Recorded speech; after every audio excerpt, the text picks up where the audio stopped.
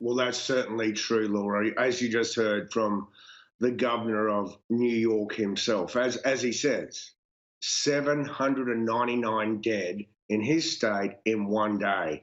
Now, that's the third day in a row that they've set a record for deaths. When we spoke 2 days ago, you and I, it was 731 was the record. The day after was 779, and now it's 791. It's gotten so bad in New York. The governor himself says, I never anticipated a time in my political life when I would have to ration funeral directors. He's had to call in extra funeral directors. And the other thing is that we also know what we don't know. Okay, deaths at home. If people die at home and haven't been diagnosed with coronavirus, then we aren't yet adding them to the death toll. It used to be the case that there was 25 deaths at home in New York State a day. Right now, it's 250 deaths a day. So that's obviously deeply troubling. But the good sign is that New York seems to believe it's starting to flatten the curve. As the governor himself said, we're flattening the curve. Thank God, thank God, thank God. So hospitalizations are down. Those in hospital going to intensive care is down.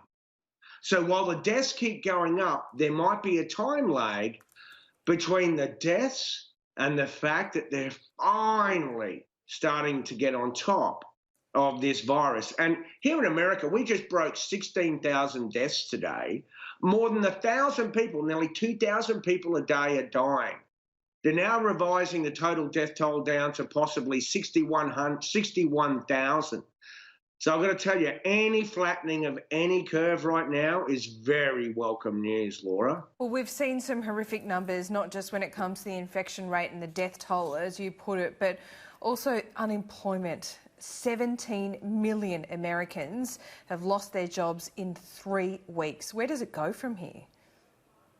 Well, that's the great question, isn't it? That's the $64,000 question. It's not only, because let's not forget, this is a war against an invisible enemy on two fronts. One is the public health war. One is the war with the economy. And yeah, 16.8 million Americans applied for unemployment insurance, or the dole, for the first time in the last 3 weeks.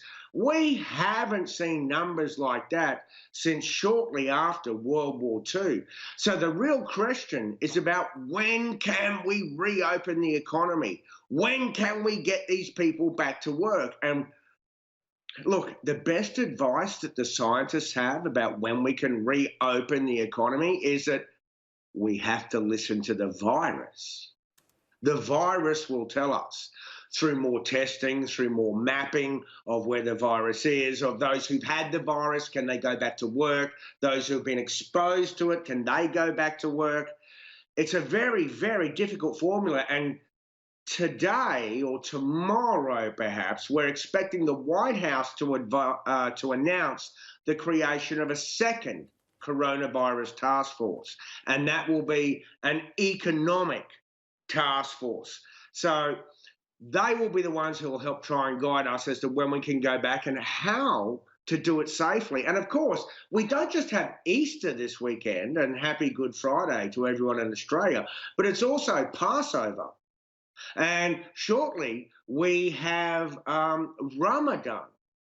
And so obviously that's really cutting deep on people. They want to open the economy. They want to go to church. They want to have gatherings for the Passover, and that is really crushing people. So when can we fix the unemployment? It's when we can reopen the economy, and that, unfortunately, is down to the virus. Yeah, and the virus is seeming to target some particularly vulnerable groups in the United States. What is the data telling us?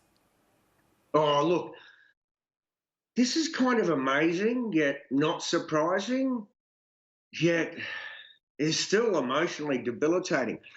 It turns out this virus is striking Black Americans more than it's striking white Americans. Not so much just in the infection rates, but in the death rate. Okay, let's take 3 states. All right, we've got the state of Louisiana. 33% of that population is Black. 70% of the deaths are Black. In Michigan, 14% of the population is Black. Well, there, 41% of the deaths are Black. And again, in Illinois, 15% of the population is Black. 42% of the deaths are Black. Now, there's a lot of reasons for that people are already talking about, and I can guarantee you when this nightmare is over, people are going to go back and look at these figures very closely, because it's either down to socioeconomic inequality and poor health conditions within the community already, or as some people are calling it, it's a product of systemic racism. But the CDC this morning put out a report on a study of about 1,400 coronaviruses, and it found, obviously, the elderly are more vulnerable. It found that men, if they get it, more likely it's going to be far more severe for men than it is for women. And obviously, it is killing Blacks at a rate far higher than the rest of the population. So, goodness gracious, do the horrors of this pandemic never end, Laura?